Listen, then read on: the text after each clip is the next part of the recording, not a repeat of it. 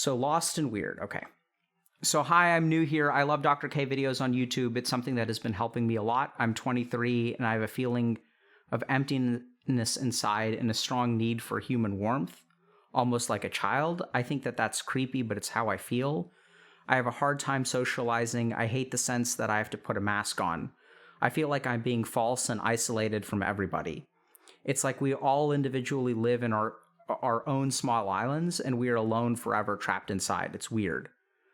I want to be more confident and care less about what other people think and be myself, but I don't know how.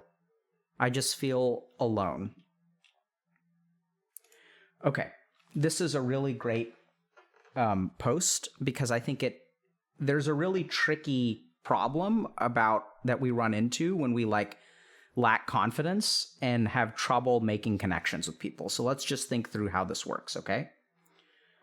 So this is like the problem with the chicken and the egg, because when you don't, so let's say like on the inside, I'm not confident in myself. So what happens is I put a mask on and then I go and like relate to other people with the mask. And then the problem that arises is because the people are relating to the mask, I don't necessarily become more confident in myself, right? Like what happens is I become confident in the people's reaction to the mask.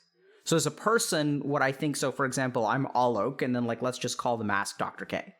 And so what I start to think is, oh, people like Dr. K, but what does that do to my confidence? It actually doesn't increase it at all. In fact, it can make me even more insecure because what people are responding positively to is Dr. K and is not Alok. And so the more that this happens, the more we get stuck.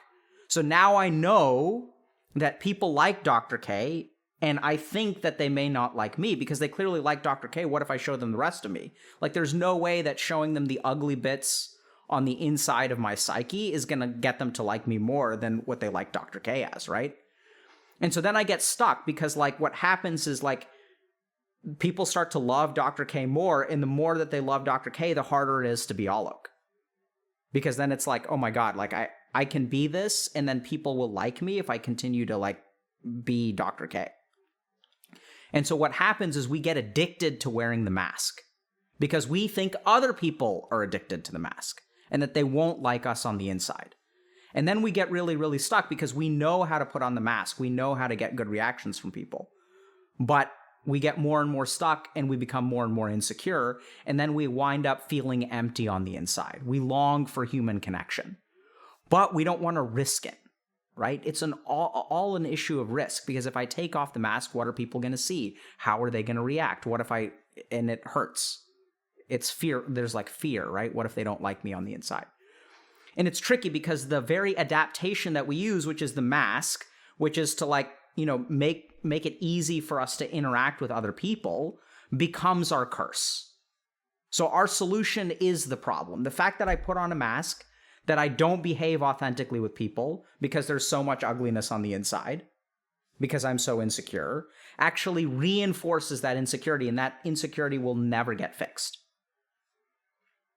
So it's challenging. So what this person should do, and what all of you should do if you've gotten addicted to wearing a mask, and if other people know just the mask, is you've got to show them what else is there. And that's really, really dangerous because then they could reject you. Rejecting the mask is oddly enough like kind of okay because it's not really who you are, right? It's just a mask. So it requires a lot of courage. And it's tricky because like, how are you going to form that connection with someone? They can't form the connection with a mask. You have to take the mask off. But then you have to be vulnerable. And if you're vulnerable, then they can hurt you. And this is where the insecurity, the lack of confidence comes in. So it's really, really tricky. But you got to take the mask off, right? And you can do it in small steps. I'm not saying like, you know, bare your soul to everyone. I'm just saying like, do it in little steps. You can say like, hey, you know, if someone asks you, how are you doing? You can try, I know it sounds crazy. You can try saying not great. And then they'll be like, you know, so what you're doing is you're like, it's a game of like ping pong or tennis where you're like hitting a ball across the other side and you're going to see what they do with it. Some of them are going to peace out. They're going to drop the racket and walk away from the court, right? Which is totally fine. And then that hurts a little bit. But some of them will hit it back. Oh, what's not right in your life? What's going wrong? And then you can choose to share a little bit. You can say, "Oh, I had a terrible game of Valorant where I was going to win, but then we ended up feeding. And then there was just one dude left on the enemy team and he wiped us all." Okay. You could say that. Or you could say, I feel kind of lonely. Like I feel alone. And then you hit that across. That's like a fastball. Like you're like, and then you'll see what they do with it. Right? And so this is where, part of the reason that like we have this coaching program is because we got to teach people how to be vulnerable. We want to create a space where you can start to swim in those waters and like learn to express vulnerability. And then sure, they're your coach, so they're supposed to accept you, which they're actually not trained to do. We train our coaches to be authentic, not polite, and not nice. It's actually something that we try to get out of them. Because I think like authentic responses are important, right? So like if you screw up or you say something bad, your coach isn't going to like forgive you for it. They'll like hold you accountable and they'll tell you how they feel listening to it, but they're going to be there. They're going to be there anyway. They'll share their reaction. They'll be like, okay, this is how I feel about what you just said. What are we going to do about that? And so the tricky thing here is that the more you wear a mask, the more it keeps you from connecting to people. And then taking the mask off involves opening yourself up, being vulnerable. And then you can get hurt. But ultimately, that's what you have to do. And so if we go back to what this person is saying, right? I have a hard time socializing. I hate the sense that I have to put a mask on and I feel like I'm being false and isolated from everyone. Exactly. Like we're all individually live in our own islands and we're alone forever trapped inside. So build a bridge to someone else's island. And this is where like you can also, if you guys are concerned about how do I build a bridge, I don't want to be vulnerable, you pay attention to other people because other people will be hitting things across your court. When someone says, how are you doing today? If they don't say fantastic, they say things are going okay. Then you say, oh, so it sounds like some stuff is going well and some stuff isn't. Do you want to talk about either one? And then they say, yeah, like, so on the upside, I got a promotion. On the downside, I just got dumped. And then that's where you can say like, oh yeah, I've been dumped before too. In fact, I got dumped 2 years ago and I still haven't gotten over it, And like, then you guys are like hitting the ball back and forth. You're sharing a little bit, they're sharing a little bit. And then hopefully you start to feel more connected with people. And as you feel more connected with people, like you can't develop that confidence unless you test their reaction to what's on the inside. And we see this a lot too, sometimes with like provocative stuff, right? Sometimes people will be provocative and they'll be like, oh, like if someone's provocative, they're like, yeah, no one likes me. And they'll say that out loud. They're like provoking you to engage with them in some way. So it's tricky. Right? So like type 2B says, I've never been in a relationship to get dumped. So you toss that out there. And that's where we say like, yeah, man or woman, like, what's that like? And so other people are saying like, you see what's happening? So I want you guys to pay attention to chat because it's happening here. So I've never been in a relationship. And then someone else is saying, I'm so fat.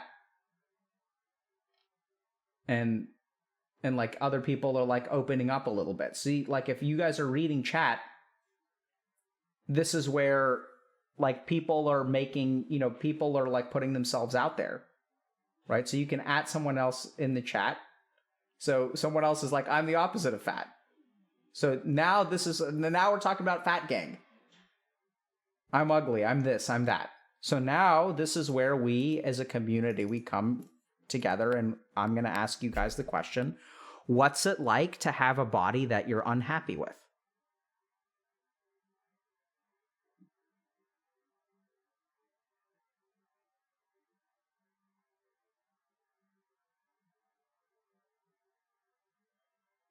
Right? So like, what's sad about it? What's not great about it?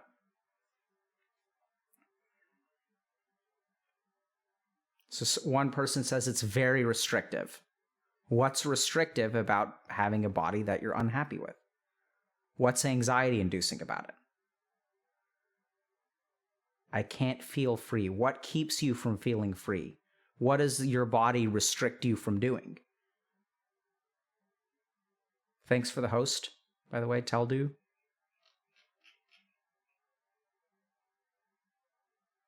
You get treated differently. It feels harder to be accepted. So now we get somewhere. There's social limitations, right? Who is putting those limitations on you? When you say it feels harder to be accepted, is that a feeling or a truth? People judge you for it, right? How do you get judged? What's it like to be judged? Right? So this is hard, right? So this is where now people are saying, like, it's mostly myself. I don't feel comfortable around others. But let's be honest, they judge you too, right? So when I was thinking about like being restricted, like summer is coming up, some people may go to the beach and you may not feel comfortable going to the beach because you have to wear less clothing and like you may feel judged. Like it certainly sounds restrictive. Me judging you, judging me. Right? And this is tough. And so then, like, what are we going to do about that as a group? Right? So this is a problem that a lot of people have, right? One person is even saying, I occasionally have suicidal ideation. Right? I can get that, like feeling so ashamed in yourself that like you don't even want this body anymore. Like, screw this body. Like, the body is screwing you. It's not letting you live your life. So you're going to be like, screw it. I can understand that. And now what's happening? So I know it sounds weird, but like you're talking to someone on the internet. But like hopefully if you pay attention to yourself, maybe you feel a little bit less alone.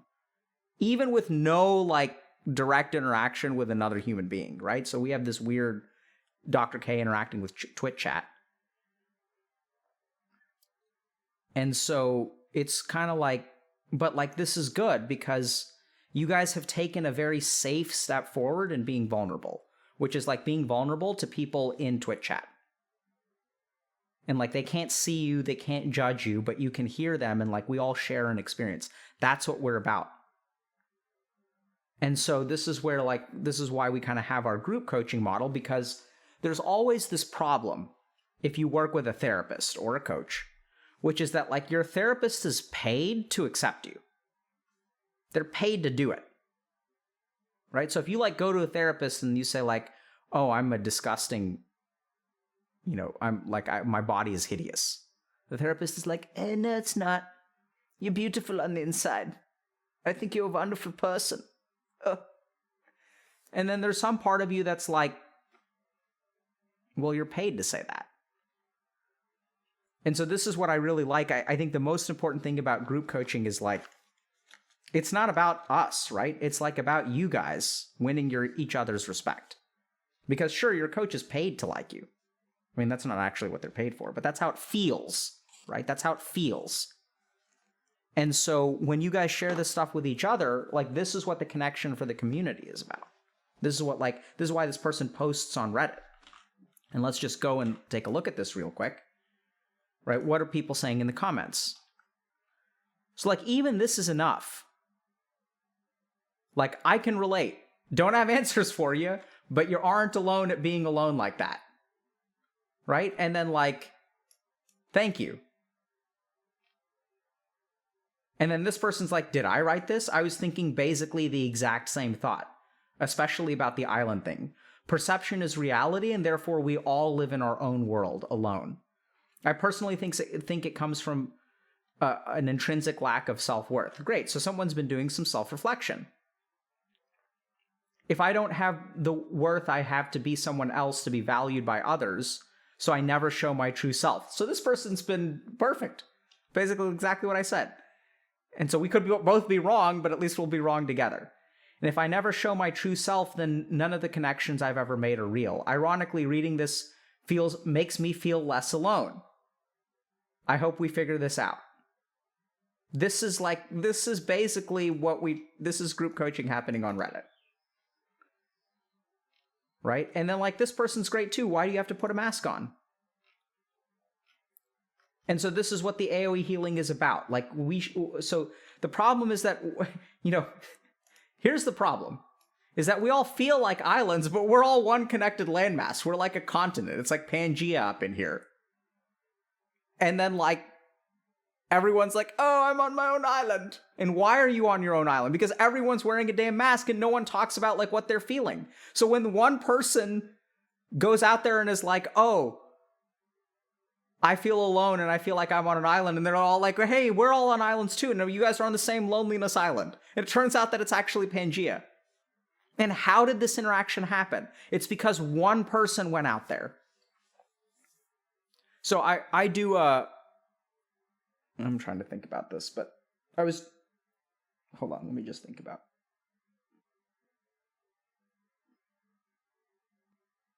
Let me think about privacy concerns for a second. So I work with some people and we like came up with this analogy, right? So some of these people are gamers. And I don't know if you guys are familiar with like the idea of like in MOBAs, you know how you have like tier 1 towers, tier 2 towers, tier 3 towers, tier 4 towers, and like the base or fountain or whatever. And so like the right thing to do is when someone dives the fountain, like what do? Like you dive with them. So in a group setting, when someone expresses vulnerability, they're out there. They're taking that, like they've dove way deep into enemy lines and there's like no support and they're wiping. And so what do? You charge right in there with them. And sure, like you throw the game if you're playing a MOBA. But like when it comes to connecting with other human beings, like that's what you've got to do. You feed together, exactly. If we're going to throw the game, we're going to like fountain dive together. Don't Alt F4 and report them. That's the problem, is like that's what we normally do. That's what we expect to do. But you've got to dive with them. When your teammates are diving, like you dive with them. If you guys, I don't know if you guys have seen OG fountain dive people in pro games, but like that doesn't work if only one of them is fountain diving. Like the reason that it works is because they all fountain dive together and then you crush the enemy's spirit. And that's what we're going to have to do. When one person is vulnerable, you have to, you know, you got to meet him there. Don't let him do it alone.